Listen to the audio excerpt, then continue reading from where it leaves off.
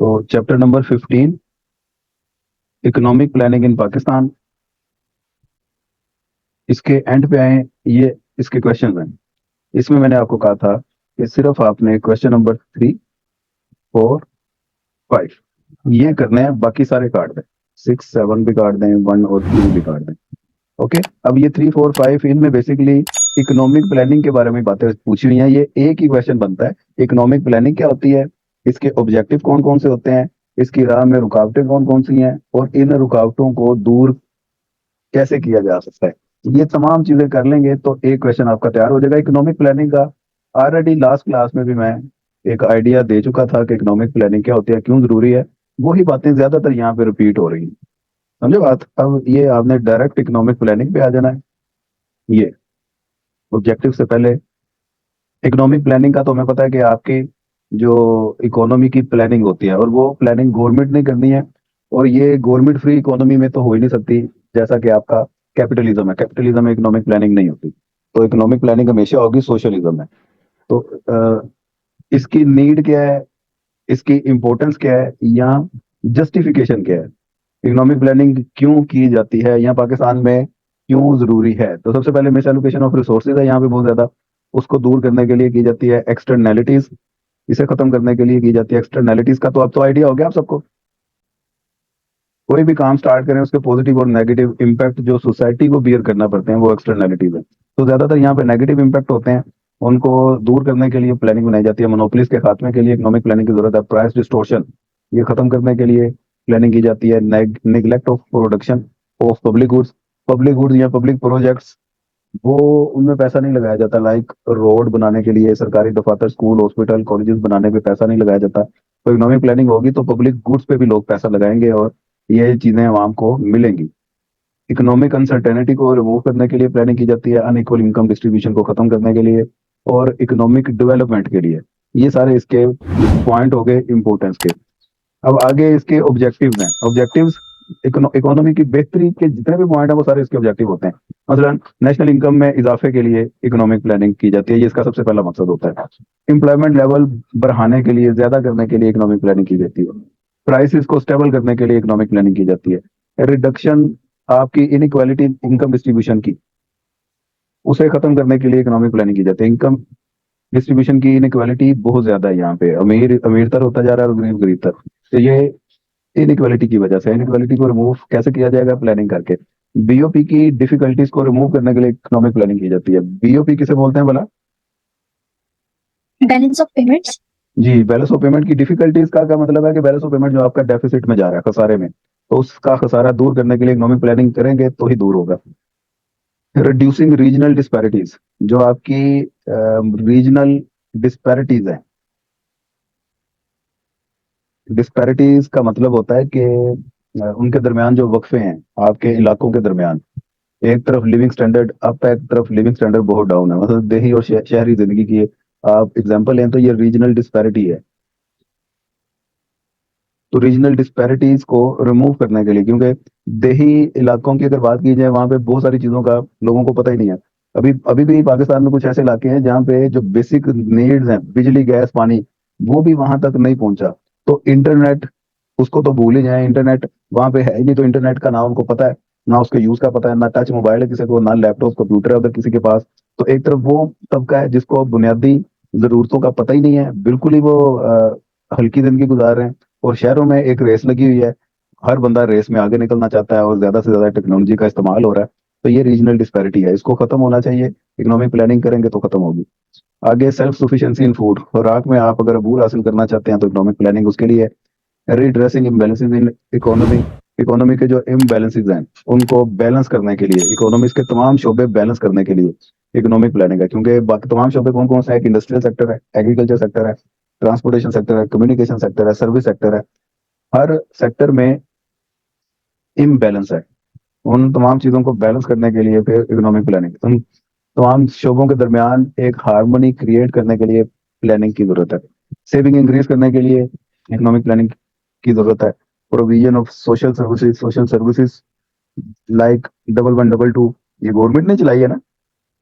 अब इसकी बाइक्स भी निकल आई हैं, पहले एम्बुलेंस होती थी सिर्फ, और बल्कि एयर एम्बुलेंस भी इन्होंने इंट्रोड्यूस करवाई हुई है।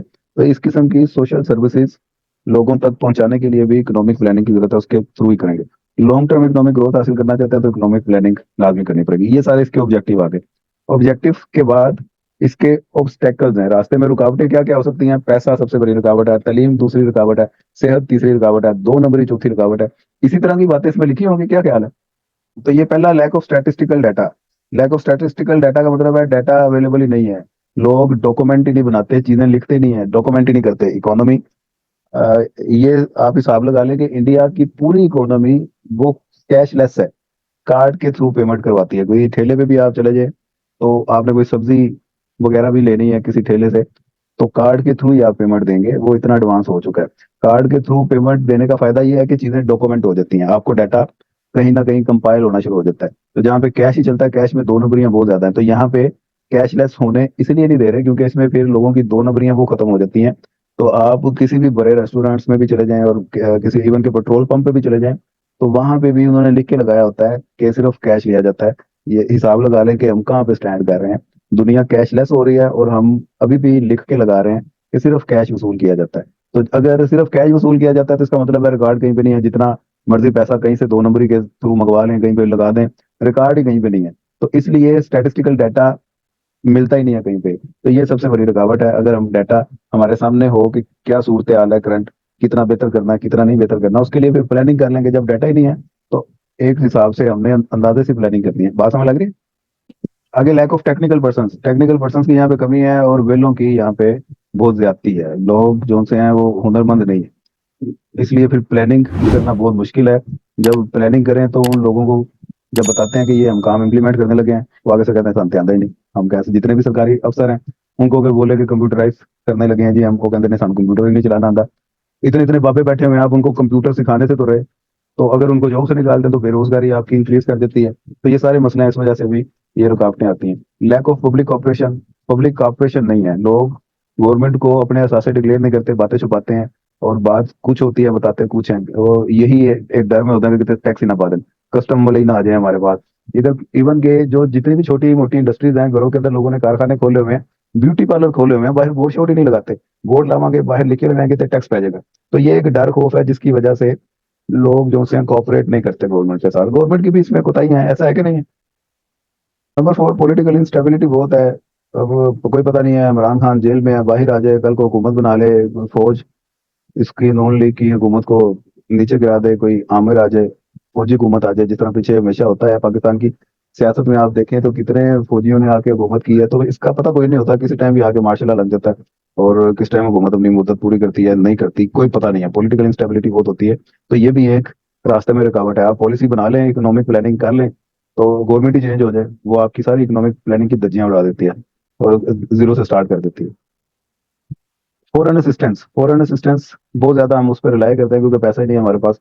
लोगों की इमदाद की जरूरत होती है, बैरून मुल्क से कब कर्जा मिलेगा, इमदाद मिलेगी। अगर टाइम पे मिलती रहे तो ठीक है, नहीं मिले तो हमारी प्लानिंग प्रोग्राम तो फिर आपका समझे कि प्रोग्राम तो वर्क गया। नेचुरल क्लामिटीज भी यहाँ पे बहुत ज्यादा होती हैं। आए दिन तूफान, बारिशें, जलजले और सुनामी, इस तरह की ये चीजें जो सी है ना, बारिशें, सैलाब वगैरह, ये बहुत ज्यादा हर साल ही आते हैं और हर साल ही हम इसका नुकसान भुगतते हैं। उसके लिए प्लानिंग कोई नहीं करते कि अगले साल से बच जाए। जब आ जाता है फिर हम उसके पीछे भागते हैं कि उनकी करिए, डैम शैम बनाते कोई नहीं। ड्यूलिज्म, दोहरियत है बहुत ज्यादा। ड्यूलिज्म में अगेन, एक तरफ आपकी शहरी जिंदगी, एक तरफ देहाती जिंदगी, हम दोनों में बहुत फर्क है। कुछ इलाके हैं वो आपके प्रोटोकॉल में, कुछ इलाके हैं उनका पुरसाने हाल ही कोई नहीं है, लाइक इस्लामाबाद, लाहौर, कराची, इन पे प्रोटोकॉल ज्यादा है, इनमें वो कंसर्न ज्यादा, प्रोजेक्ट ज्यादा लगते हैं। और कई ऐसे इलाके हैं जिनमें प्रोजेक्ट ही कोई नहीं लगते, उनकी तरफ, उनकी फलाह बहबूद की तरफ सोचता ही कोई नहीं है। फाटा हो गया वगैरह वगैरह, बलोचिस्तान, डीजी खान। तो ये इक्वालिटी नहीं है। अवर एम्बिशियसनेस, तो हर चीज में एक अवर एम्बिशियसनेस, हम जरूरत से ज्यादा ही सोचते हैं, फजूल ही सोचते हैं कि ये ना हो जाए। काम स्टार्ट करने से पहले उसके माइनस बहुत ज्यादा सोच लेते हैं कि कहीं पे ये तूफान ना आ जाए, डाकू ना पै जाए, हमारा काम तबाह ना हो जाए। नेगेटिविटी बहुत ज्यादा है, ओवर थिंकिंग बहुत ज्यादा है। तो ये तमाम चीजें इकोनॉमिक प्लानिंग की राह में रुकावटें हैं। कोई ऐसा पॉइंट तो नहीं है जो मुश्किल हो इसमें? ये आपका एक क्वेश्चन कंप्लीट हो गया। आगे स्ट्रेटेजी ऑफ इकोनॉमिक प्लानिंग वगैरह वगैरह, ये सारा कुछ आपने काट देना है। ये चैप्टर आपका कंप्लीट 15। उसके